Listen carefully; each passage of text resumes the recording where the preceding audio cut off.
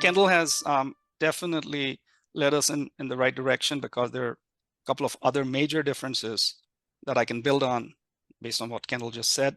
So typically what happens is, when you have existing, we call it install base. So it could be ECC. Mostly it's ECC, but it could also be S/4HANA on-prem.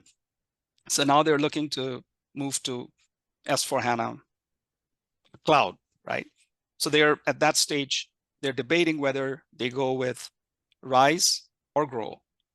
But what we see, and based on our numbers also, is that a majority, I would say vast majority of existing ECC customers go with Rise with SAP, because it is kind of the path from ECC to private cloud seems to be one that is more pragmatic for them to take, because it is associated with the brownfield, right? So it's more of a, we think of it as a migration, or kind of a, not a fresh install kind of thing, because a lot of our existing customers, they also want to carry over their historical data, as well as a lot of the customizations. And we'll get to that in a minute, which we encourage them not to, because there are different ways to handle that.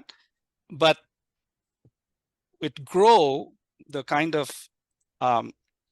customer base, startup company, right, that kind of, that mostly, would be, yeah, more Grow. if you're a startup and want it mid-market, mid-market startup, that kind of thing.